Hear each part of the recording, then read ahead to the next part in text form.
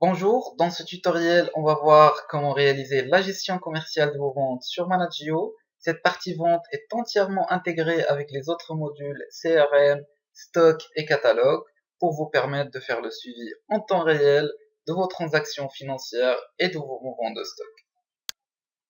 On va commencer par étaler les étapes de vente et le premier volet, c'est devis.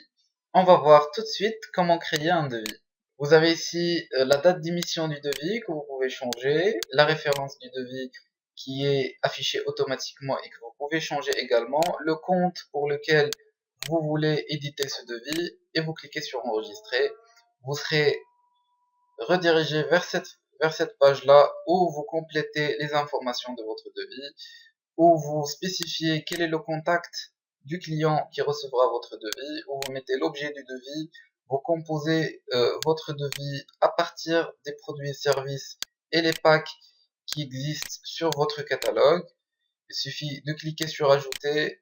Vous avez un petit message vous rappelant que vous avez vendu ce produit auparavant à tel prix. Vous pouvez effectuer des remises sur le produit en pourcentage ou sur le document en général en pourcentage au montant. Les totaux, la TVA, tout est calculé automatiquement. Vous pouvez également ajouter une ligne vide si votre produit n'existe pas sur le catalogue.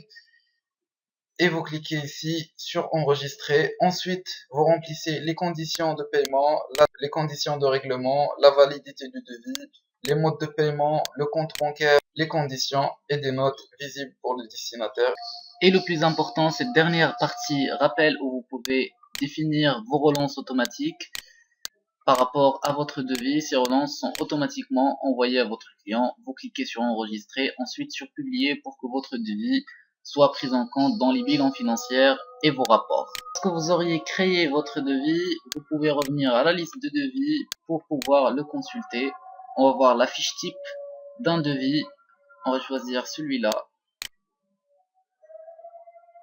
Vous avez les informations par rapport au devis et vous avez la liste des produits qui sont sur votre devis avec le montant, la TVA et tout le reste.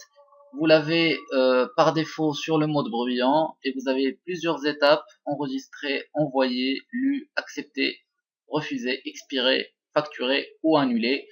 Si vous cliquez sur aperçu, vous aurez l'aperçu du devis que vous venez de créer, et pour l'envoyer à votre client, il suffit de cliquer sur envoyer. Vous aurez un mail déjà prêt que vous pouvez personnaliser avec comme pièce jointe le devis qu'on vient de créer, et vous pouvez l'envoyer en 2 clics à votre client.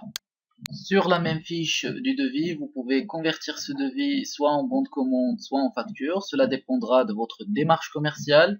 Si vous passez par bon de commande, bon de livraison, ensuite facture, vous aurez ce schéma-là. Sinon, si vous passez de devis directement à facture, vous pouvez convertir directement en facture.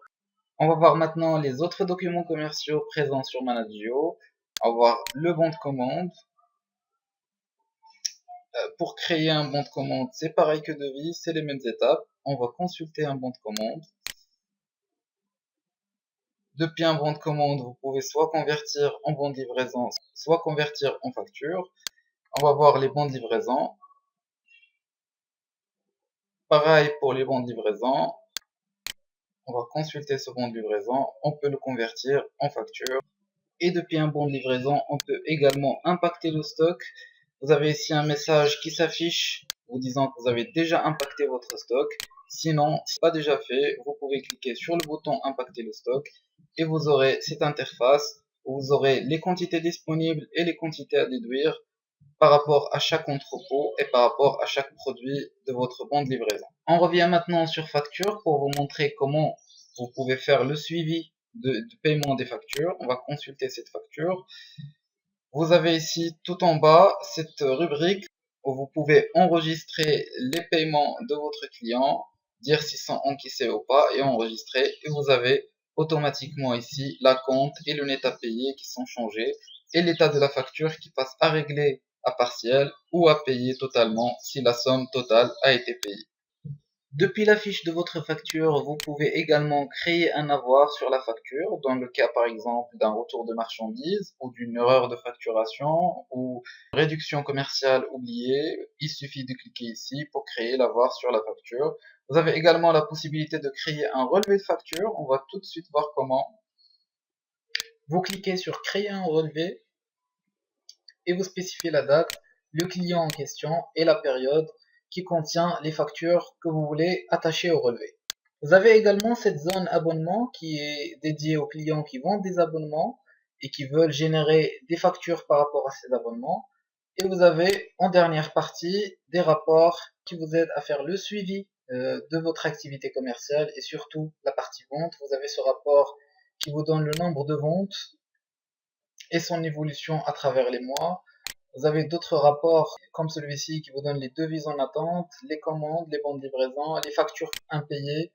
Vous avez une visibilité sur toutes les factures impayées. Vous avez également d'autres rapports comme le rapport chiffre d'affaires annuel, chiffre d'affaires marge brute sur la base des commandes. Vous avez une visibilité par rapport à ça et vous avez un message qui vous donne le chiffre d'affaires total et les marges sur le vente que vous pouvez exporter en un fichier Excel.